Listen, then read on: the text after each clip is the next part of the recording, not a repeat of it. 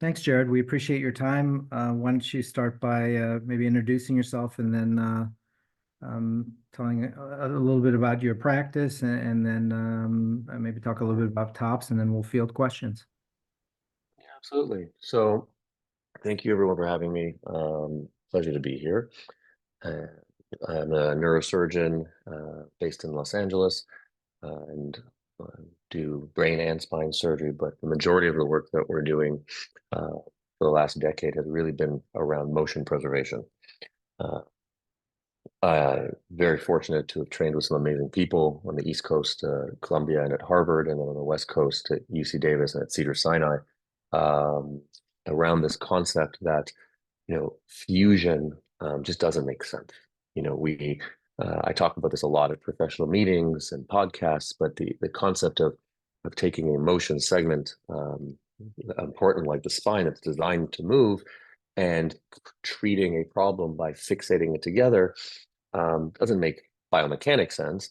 But also, we've looked at, while you can treat a problem, because sometimes pain does come from motion in the setting of degenerative stresses, it really is a band-aid fix. It's a nonsensical fix because you maybe take the pain away at that index level initially, but when you start fixating joints and segments together, I always use this analogy like a car.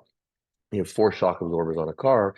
If one of the shocks goes and it's not working anymore, you can, very easily drive the car, not comfortably, but what happens to the rest of the shock absorbers? They wear and tear with time because we have lack of symmetry. And what we've noticed in the spine, throughout the spine, especially the cervical and the lumbar spine, the neck and the lower back, is that the motion segments in and around a fusion work harder. They wear faster. And so while a fusion at one level may fix pain, may fix a problem, it creates a cascade of problems down the road. And so, the spine surgery has kind of been a bad word in medicine because in many ways, due to fusion. One surgery begets another surgery begets another surgery.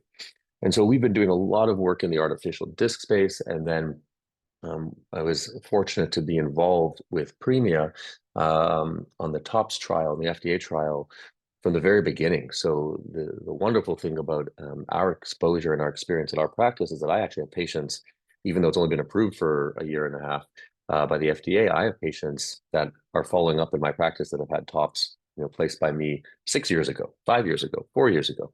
So it's really nice to have that experience and have been part of the trial. And we've now done, I think, more TOPS than just about anyone. But we also have pretty strict indications. We definitely do it for the right reasons. And one of the things I wanted to talk to people about is kind of why. What is TOPS? What is an artificial facet replacement? What is it replacing from a anatomic standpoint, but also from a kind of a convention standpoint? What was the standard of care and why? And how is this superior? So just to get, I don't know if anyone has any questions yet. Ron, I can't see people. I can just see you. I don't know if that's done that way for a reason. Correct. So if anyone wants to pose a question, there's a Q&A icon at the bottom of the page, and you can just type in a question and I'll read it to Perfect. Jared. Perfect. So, there's a few things to understand with the spine, right? And the easiest way to look at it is an anterior, the front side of the spine, and then the posterior, the back side of the spine. And the back side of the spine, you put your hand on your back, that's the part you can feel, right? That's the spinous process. That's the part that sticks out. Okay. And the front side are where the discs and the vertebral bodies are that a lot of people can recognize, recognize by on pictures. It's a very kind of common look. We're not going to talk today about the discs or the front. We're going to talk specifically about the back. Now, in the back of the spine, we have the spinous process that you can feel if you put your hand in the back, and you have the facet joints. Now, the facet joints are important, like the discs. The discs offer kind of a shock absorption, movement, range of motion. But in the back, these facet joints also are moving and articulating like a joint in the rest of the body, like a hip joint or a knee joint. And again, I'm not an orthopedic surgeon, but what I know of hips and knees, no one's fusing them together. anymore, right? That's not considered the standard of care. That's heresy, right? Today, you get an artificial knee, you get an artificial hip. Yet, 40, 50, 60 years ago, before these technologies were commonplace, people were fusing hips and knees together, which, as you can imagine, drastically changes your quality of life and your function. And so today, we are looking at a very unique solution to a very common problem. When the facets in the back of the spine become arthritic, this could be from trauma, from age, from genetics, there's lots of reasons. When they become arthritic, they tend to grow. And they grow, the growth is the body's way of actually trying to stabilize, to make a unstable or a difficult problem safer for you. Problem is when they grow, they're growing into the central part of that spinal canal or the sides, which is where the nervous system is, where your spinal cord that usually ends at L1 or L2, and then the cauda equina, the nerves dangle through, but they can be compressed or hurt or impinged upon by the growing facet joints that are your body's way of trying to stabilize. And this is even more true in the setting of something called spondylolisthesis, where you have a slip. And that slip, if you can imagine, the facet joints are even working harder to try to pull you back, to try to stop that slip from happening. Because if you can imagine, if you're the spinal cord or the spinal nerves traveling through the center and there's a slip, that can cut the nerves off. They can cut the transmission pathways off. And so in the setting of a slip, you can have stenosis, tightness on the spinal canal, on the nerves that are exiting. And the only solution we've really had up until now, has been threefold. One, conservative care, do nothing surgical, do PT to get your core stronger to try to help prevent that slip, certainly has a place. Injections for pain, acupuncture. We have a functional neurosurgical practice. We believe in meditation, virtual reality, holistic. So we absolutely believe in all of that. The problem is, when is the right time to pull the trigger? Because the body's way of telling us there's a problem is pain. So we can treat the pain. But if there's an anatomic problem that puts our nervous system at risk, that's when I get involved. And that's when I actually don't fool around with non-operative measures because I don't want people to injure themselves. As a neurosurgeon, I want to be a steward of your nervous system and protect you. And so that's kind of the context and the setup for where this technology evolved from. I saw there were some questions around. Should I stop and try and field some of those? Yeah, let's do that. Maybe I'll try to group them a little bit so we can try to hit a bunch of them in an efficient way. So one of the questions is osteoporosis a contraindication? And in general, what are the contraindications for TOPS? Sure. So, osteoporosis is a tricky one because during the original FDA trials for all of these things, even fusions for our discs, for tops and facets, osteoporosis was usually exclusion criteria as opposed to osteopenia, which is usually okay. Everyone has different criteria going into these trials. But, surgeons like myself, we're kind of we really do push the frontiers to try to give people the best possibility for success. And so there are many ways that we deal with osteoporosis. I can tell you that it is considered a contraindication if you have true osteoporosis from an on-label standpoint with the FDA, but we do a lot of things off-label. So we have ways of actually putting the screws that anchor the tops and cementing around them. So osteoporosis for me is not necessarily a contraindication. It can be. Every patient is different. I look at it very carefully. The one thing that's important in this answer is not to be surprised by it, right? Surgeons need to know ahead of time if that's something that we have to contend with. In general, though, it's a little bit of a riskier approach with osteoporosis, yes. If I had bone on bone in the anterior column, is that a contraindication for TOPS? So I'm not allowed to talk about this, but yeah, so it is a contraindication for TOPS, but we're currently the only site now in the country and possibly the world that's running a 360-degree artificial disc plus TOPS trial. And that's something I can address offline and table it later because it's a very unique trial that's not really pertinent for this discussion. How about if I've had a previous laminectomy? Am I potentially a TOPS candidate, or does the laminectomy Yeah. rule me out?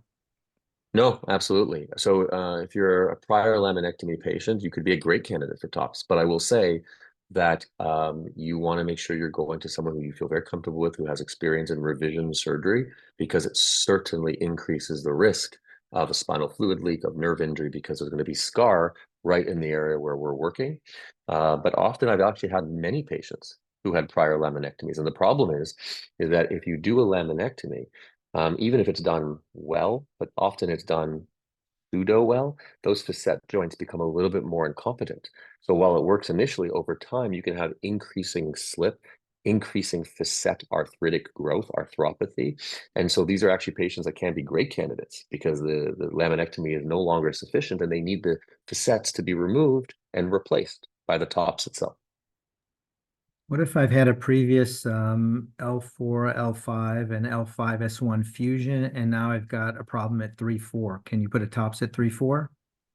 Yes, absolutely. There's actually an approved device that kind of connects your old fusion to the tops above. So it's certainly something that we have done, and I've done it now, many times.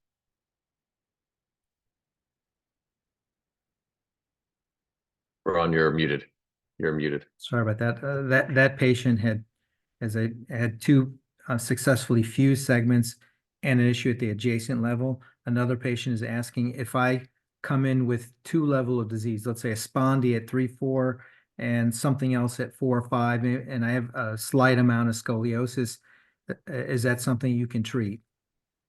Absolutely. Yeah. So unfortunately, the tops, just by its design, and by, per FDA approvals and testing, it's only ever been done on one level. We have no current technology to do tops at two contiguous attached levels. We could do it separate levels, but we do need anchors for the tops device in its current design. So we can't stack them per se, but I have many times done like a little micro or endoscopic laminotomy or discectomy at a different level, and then done up tops at another level. I've done artificial discs at one level, tops at another level. So that really just depends on your anatomy and what you need, but certainly can be dealt with. Yeah, this patient has had two-level cervical fusion. Now they have stenosis and spondy at 4-5, L4-5. Does the fact that they have had a fusion in the neck area give you any reason for pause in treating their lumbar spine with a motion preserving device? Great question. The only pause is that I wish that I had got to them first and did an artificial disc in the cervical spine. But, no, it absolutely would not affect unless there is major alignment issues or scoliosis issues, which can happen around fusions, would not make me consider that a TOPS was in any way contraindicated in the lumbar spine. Okay, and then another patient asked, can you use TOPS in the cervical spine? Yeah, it doesn't exist. Okay, fair enough. Um, there's another patient who's talking about a bilateral lytic spondy at 5-1. Would you operate at 5-1 with TOPS? And would you operate on a lytic spondy, let's say at 4-5? So let's talk about lytic spondies and let's talk about 4-5 separately. You know me, which is why you're breaking them up. But so the answer to the question is, in general, these are off-label indications.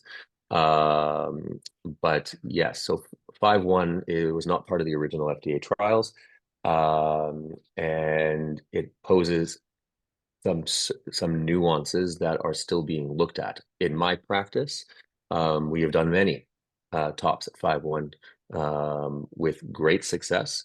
But again, I want this was not part of the trial. So my long-term success with tops, which really has been, I haven't revised one of them during the trial, was all on label with per the indications of the FDA trial.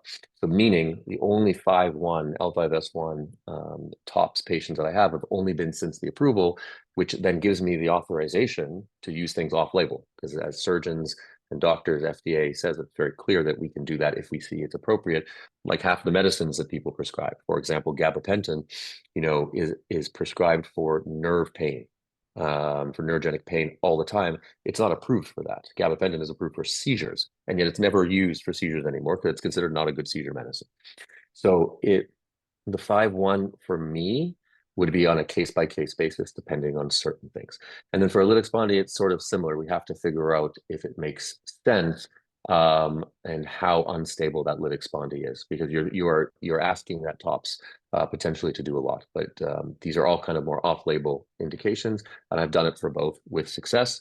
So the only caveat, and I'm a researcher, so this is very important to me, the success is very early, right? We don't have 5 or 10-year data on those indications. So we talked previously about a patient's had, let's say, a previous laminectomy, and then you're coming back in and you're treating that patient with the TOPS because their disease has progressed. A patient is asking how challenging is the scar tissue when you have to go into the same location where someone else has already been? Yeah, I mean, the answer is it's challenging. I tend to be, for whatever reason, just based on my location or the experience that I have, kind of a person that gets a lot of these revisions. People come to me asking for help, or I just got a call right before this that there's someone has a complex fusion that's fallen apart. They need someone who can fix it. So, and I'm not the only one. So it's not just patting myself on the back. It's just experience and knowing how to find someone who has that exposure to revisions and complex surgeries. It's complicated, but every patient's different. I've done revision surgeries and they went so smoothly, the scar tissue just kind of fell away. And I've had other patients that we were working, as a neurosurgeon under the microscope doing microsurgery to do it safely. It's a case by case. A lot of the imaging can help us, but honestly, you don't always know how hard the revision will be until you're in there in the operating room. Okay. And again, another question that's similar to what was asked previously, but it came from 2 additional patients. Both of these patients had a previous fusion at 4-5. One of them now has adjacent segment disease at 3-4. Another one has adjacent segment disease at 3-4. And they're actually being recommended for a fusion from L2 down to L5.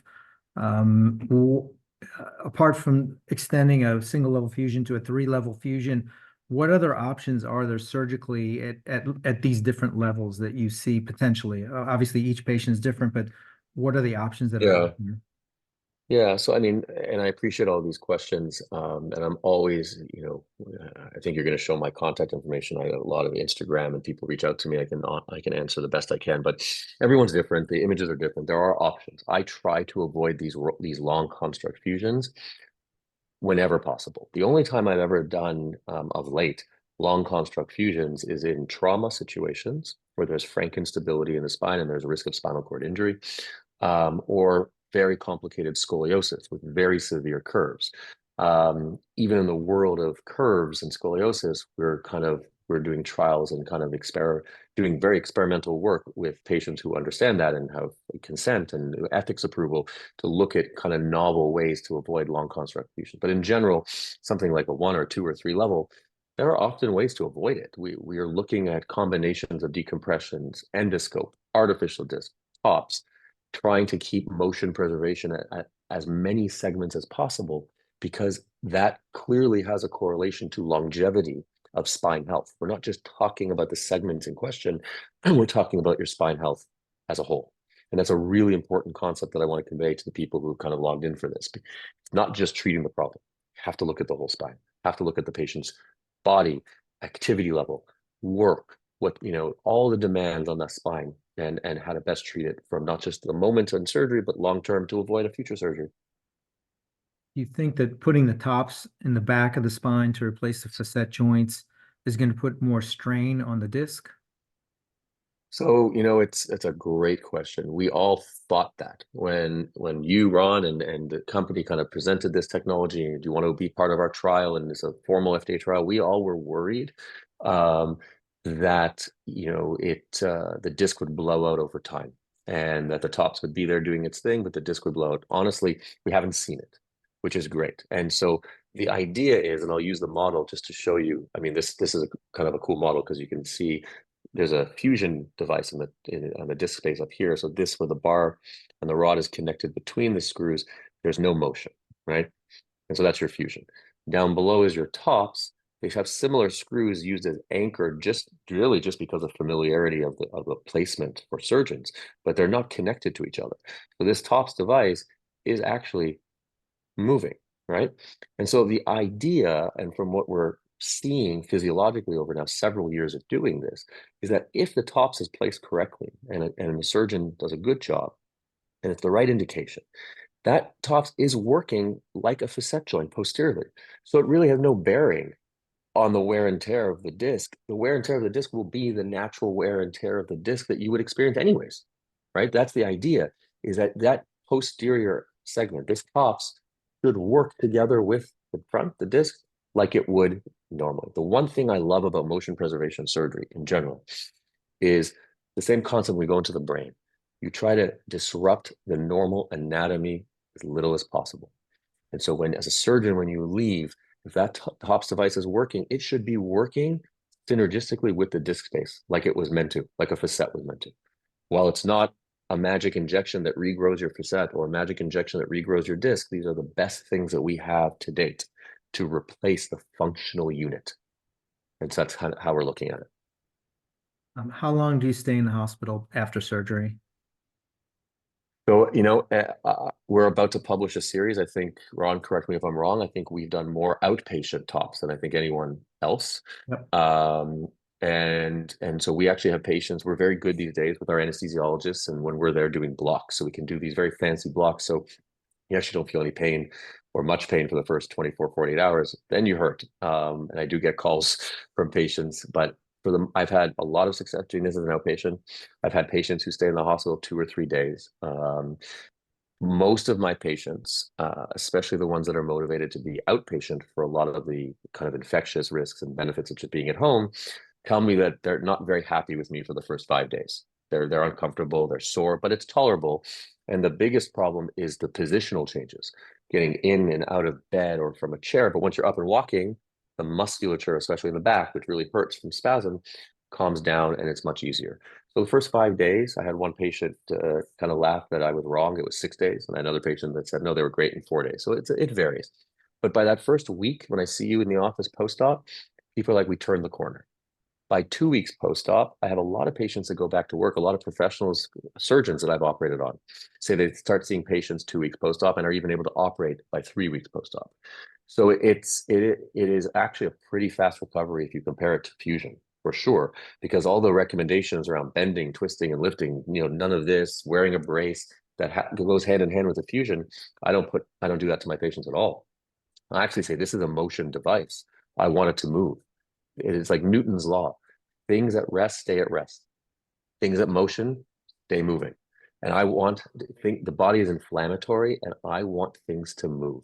So while I don't want you to be doing acrobatics your first few days, I want you to allow yourself to heal. I do want light motion. I do want walking. I do want movement. And so the recovery, in my experience, and the trajectory is much faster than fusion. I have two interesting questions that are somewhat related. Let's put them both together.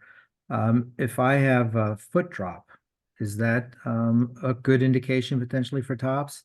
And along with that question, another patient said, if I don't have pain, but I have like a dominant numbness, is that potentially an application for TOPS?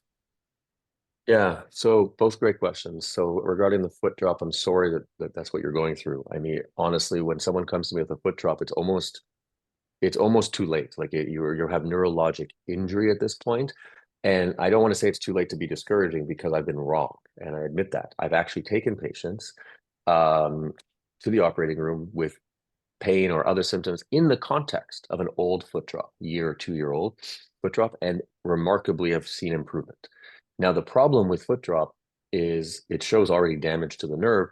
It is impossible to know after a TOPS procedure, which you may be in, it may be absolutely appropriate, just from an anatomic standpoint, to try TOPS. And I wouldn't know that without looking at images. An exam is helpful, but I would say the majority of my patients are out of state or international. They come in to see me, and my office takes care of all of that. So the exam is fine, but Zoom is very good. The images will tell me if you're anatomically a good candidate in the setting of a foot drop. What I can't predict, and I just need to make sure people understand this with respect to expectations, is when you already have neurologic injury, and this is also numbness. So that's why you kind of, Ron, combine the two questions. It's very different than pain.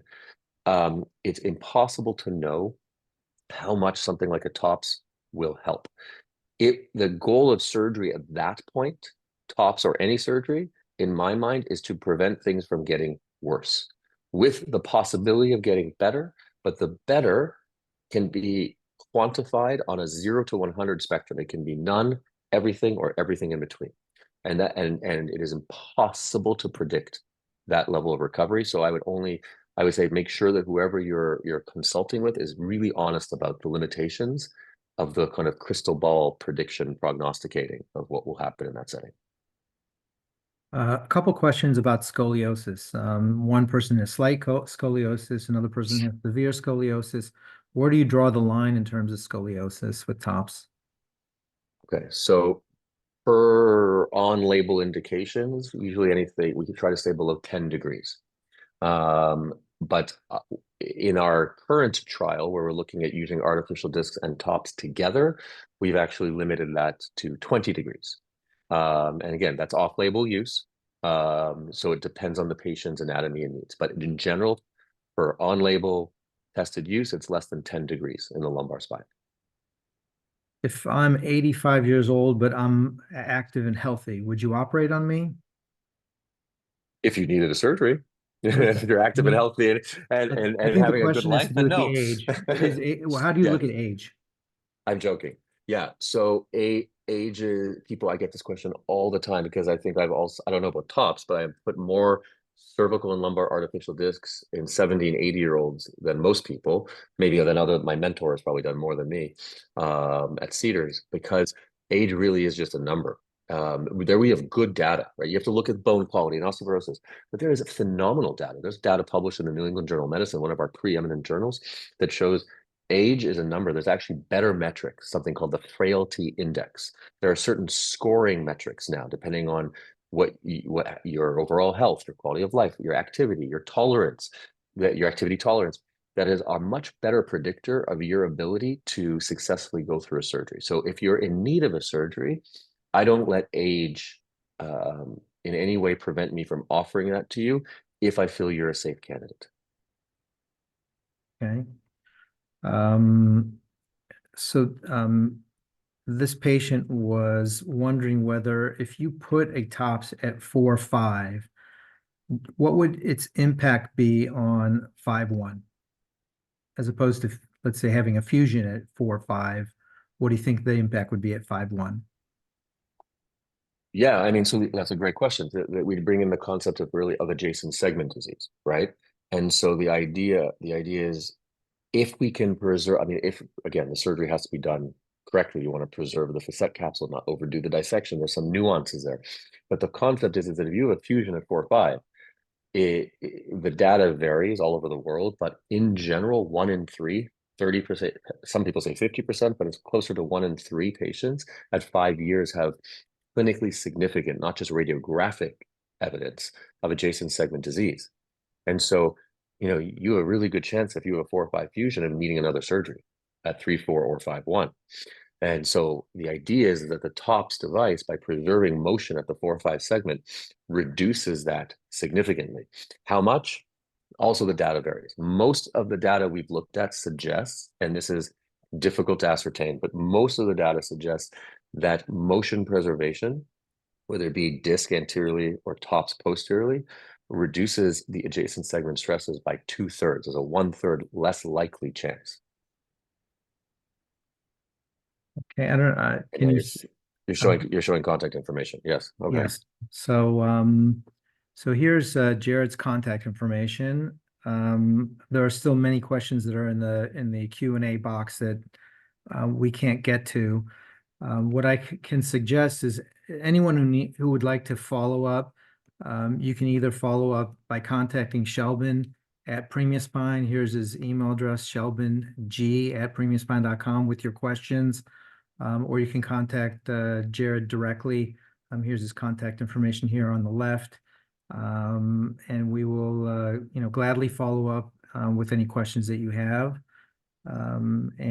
Jared, we want to thank you. Any final comments? There was one last question about Medicare and whether this is covered by Medicare. I don't know if you take Medicare or not, Yeah. but it would be helpful if you do know whether Medicare covers TOPS or not. Yes.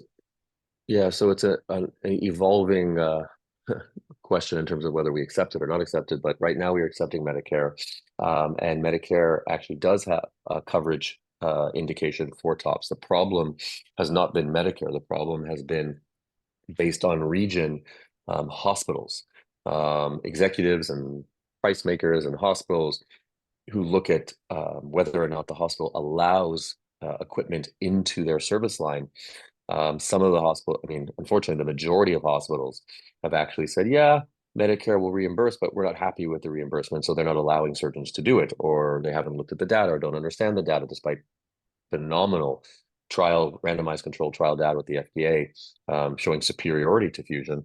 A lot of these hospitals and networks have been slow to come online or cautious because of reimbursement problems. So most, and this is just so people understand my practice, most of our practice has actually been doing TOPS for people as an outpatient, which is certainly more expensive than if Medicare is covering it at a hospital, but it's much more affordable than if you're in a hospital paying for it out of pocket. So we've tried to find a balance.